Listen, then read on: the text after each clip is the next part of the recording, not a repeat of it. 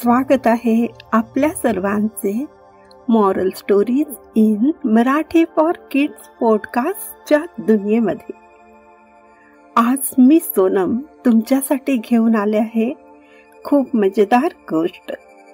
चला तर ऐकूया ही गोष्ट, जिचे नाव आहे लाकूड तोड्या आणि शिकारी।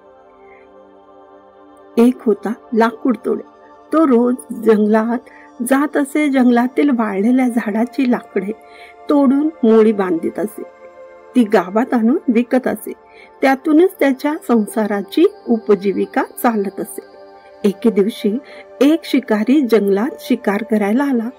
लाकूड तोड्या नेहमीप्रमाणे लाकडे तोडत असताना शिकारी त्याच्या जवळ आला आणि म्हणाला, अरे बाबा लाकूड तोड्या, येथे आपणास तू कोठे सिंहाच्या पंजाचे ठसे पाहिले आहेस का?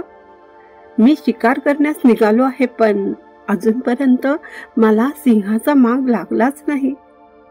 लाकूड तोड्या म्हणाला, जरूर जरूर, मी सिंहाच्या पंजाचे ठसे दाखवीन, त्याच्या येण्या जाण्याचे मार्ग सुद्धा दाखवील, शिवाय त्याचा पाणी पिण्याचा घाट सुद्धा दाखवील। एवढेच नव्हे तर मी तुम्हाला सिंहाच्या समोरच घेऊन जाईल, त्यात विशेष असे काहीच नाही। हे ऐकून शिकारी थरथर कापू लागला। त्याने बंदूक हातात कशी बशी पकडून धरली, त्याच्यामध्ये बोलण्याची शक्ती राहिली नाही। थोड्या वेळाने तो शांत झाला। तेव्हा त्याने लाकूड तोड्याला सांगितले, अरे लाकूड तोड्या, एवढी तसदी घेण्याची गरज नाही। मी तर तुला सिंहाच्या जाण्या येण्याच्या मार्गाविषयी विचारत होतो। त्याच्या पंजांचे ठसे कोठे उमटले असतील तर मला सांग, मला काही आजच त्याची शिकार करायची नाहीये।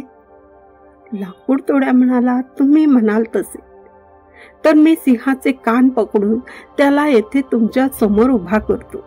जंगलातल्या सर्व प्राण्यांची माझी पक्की मैत्री आहे, कारण आम्ही त्यांना कधीही मारत नाही। दूर राहून लपत छपत त्यांच्यावर हल्ला करणे आणि मग पळून जाणे हे आम्हाला मान्यच नाही, आम्ही ते करतच नाही।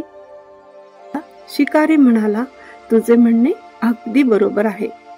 समोरासमोर छाती काढून प्राण्यांची शिकार करण्यासाठी हिम्मत पाहिजे, आणि ही हिम्मत कोणत्याही बाजारात विकत मिळत नाही।